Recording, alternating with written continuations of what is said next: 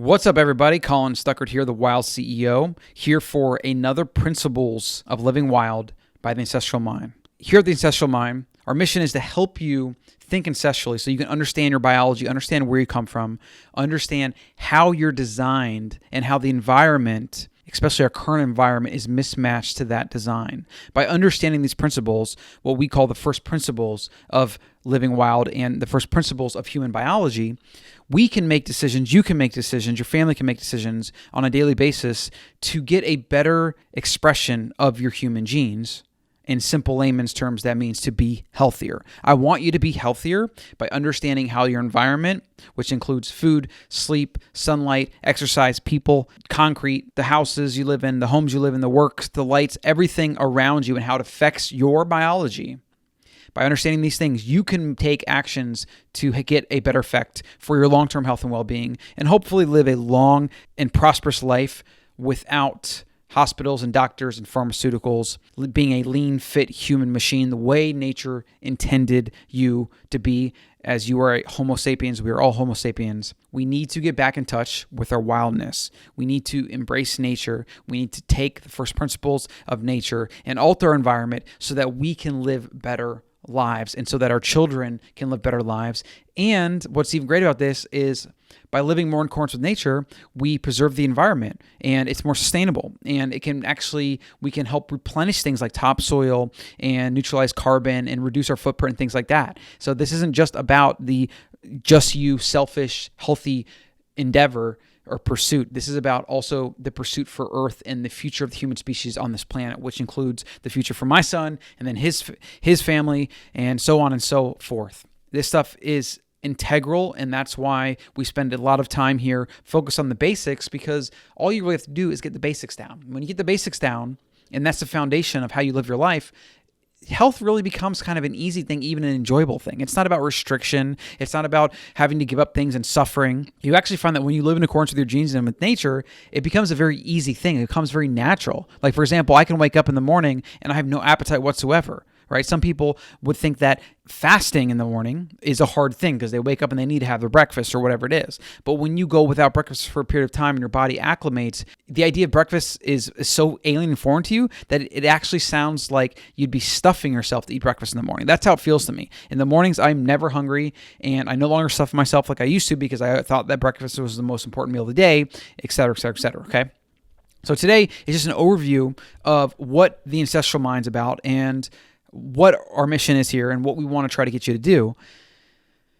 The most important thing is to focus on the basics, okay? I'm going to go through the 7 basics, which you will find expanded in future lessons in this series, in this Ancestral Mind Foundations series or course, if you will. And you can find all the specific recommendations for each of these categories. Today, I'm just going to kind of briefly overview them, which will maybe give you something that you can start thinking about. And if any of these kind of stand out to you as something you need to work on, then you know you have some important work to do and you know where exactly to do that, okay? Let's just skim through these real quickly and get to the end of this episode so that you can then start getting into the nitty-gritty of the different principles and you can start making real actionable changes in your life, because that's really what we want you to do, okay? So principle number 1, real food. So real food is the foundation of health. It's based on whole, real, raw, as close to nature as possible ingredients. Highly refined, highly processed ingredients are not real food. Also, foods that have been mistreated such that the quality has been compromised are not real foods. Foods that attack the human organism are not real foods. And examples of this would be like legumes and wheat and things like that. I'm not here to say that you can never have these things, but generally there are certain foods in nature that don't really agree with the human body, and you can definitely have these in moderation and within the confines of a real food eating plan, right? I'm not saying that you should never have these, but you need to understand how they affect you. That's the most important thing, because the Ancestral Mind is all about understanding the basics. When you understand the basics of biology and your health, you can then make alterations and changes. You can test things, listen to your body and what it says to you, and then if that's how you want to do things and have a little bit of bread here and there, and you're still living a relatively healthy life, then okay, so be it, right? Some people, like for example, that might have gluten intolerance or even celiac disease, they may not be able to have the same things that you can have or make those same changes and tweaks, right? That's why each individual testing and tweaking on your own is so important, okay? But some of the most important things that just are not going to be good for you long term are going to be grains, added sugar, vegetable and seed oils, corn, and highly refined white starches. Obviously, processed food kind of, and all the different things that fall into that category as well. Okay. So action step for this, go to your pantry, throw out anything with sugar or grains as an ingredient, or obviously vegetable oil or seed oil or canola oil or any of that crap too, and never buy them again. Principle number 2, sleep. Sleep 7 to 9 hours a night. Sleep more when you're exercising more. Sleep more during the winter. There's certain times of the year, right? Ideally, try to sleep when the sun is down and then be awake when the sun is up. Circadian rhythm, all that jazz. Sleep in a pitch black room. Invest in blackout curtains, especially if you happen to be sleeping when the sun is up. Use a sound machine. It'll change your life. I use actually 2 in a room myself. Turn off, unplug all devices in your room, especially any that emit artificial light or EMF, because that's another thing. You don't want things that are exuding light or EMFs in your room. You can get like a power strip so you can turn off all your stuff at once, or they even have these little switches that we bought that plug into the wall, and there's a switch to turn the outlet on or off, and then you plug something into that switch. And that is amazing because that's how we turn off a lot of our lights, so that at night the whole thing gets turned off and there's no passive power being pulled and thus no EMF being exuded, okay? A really great thing also to have is the F.Lux app, which reduces blue light exposure on your computer, and you can use the night shift on your iPhone as well. All right, principle number 3, movement. Park at the end of the parking lot and walk. Imagine that. Purposefully making yourself walk a little bit more is going to improve your health, right? It's usually going to protect your car more because your people aren't parking around you and dinging your doors, because everybody knows what that's like. Always take the stairs instead of the elevator. Look for the path that would require more movement. Always look for the path that would require more movement, right? Look for the path of most resistance, not least resistance, because you're just going to burn more calories that way. You're going to be fitter. You're going to be healthier. Exercise a few times each week, obviously. Lift something heavy for you, relatively heavy, 1 to 2 times a week. You need to stress your muscles. That's also how you keep bones strong. Walk daily, especially after meals. You can try a standing and or treadmill desk. Action step. Set a timer on your phone to get up every 30 minutes and move. That's a really good one. Principle number 4, the more you can get outside, the better for your health. So principle number 4 is nature. Get outside, listen to the birds chirp, walk barefoot, touch the leaves and the flowers and the grass and the trees, ground yourself, do things that get you in touch with nature. This is where our ancestors lived for hundreds of thousands of years. And then their ancestors lived for even longer, okay? Read outside, lounge on the beach, do anything and everything you can to get outside regularly. It is just one of those things that there's tons of research around. It's also intuitive that we understand why this is, but being outside makes you happier, less stressed, less depressed. It makes you fitter, stronger, you move more, etc. Just do it. Principle number 5, intermittent fasting. We're going to spend a lot more time on this in later episodes. You can also find the in-depth show we go into on the Ancestral Mind. It is actually, let's just Google it real quick. It is episode 25 of the Ancestral Mind. And that, Brent and I go deep into intermittent fasting and a lot of the research and how to do it, etc. I've been doing it for multiple years now. It is really, really, it's a first principle. That's just what it comes down to. It's not something that you should just do sometimes or something that is a weight loss gimmick or hack. It is your body's way of repairing and recycling old cells, which is fundamentally how you prevent cancer and stave off things like that. It's also really great for fat loss and hormone control and regulation. And all of these things lead to other things in your life. Intermittent fasting is just one of those amazing things that humans are designed to do. We are not designed to graze like animals, and we're not designed to eat all the time. Like food was not able to be controlled or available all the time in the wild. Therefore, we have to go periods of time without food. We have to go periods of time with a lot of food, periods of time with some food, and periods of time with no food or no foods, right? So mixing up your food you're actually eating, but also your meals, skipping meals, etc. Super beneficial. Everybody needs to be doing it. And so learn more about that in the Complete Guide to Fasting, which is a great book by, I believe it's Dr. Fung. And, tons of research on this, obviously. But the most important thing to take away from this principle is it is a principle, and it is not just something you can do if you want to lose weight. That's a big misconception about fasting. Principle number 6, social. Humans are social creatures as a result of our evolutionary past. The better we could work together in the wild, the better chances we had of surviving and raising offspring. We feel our best when we have strong relationships, and we feel our worst when we are too often isolated. So schedule time with friends and family.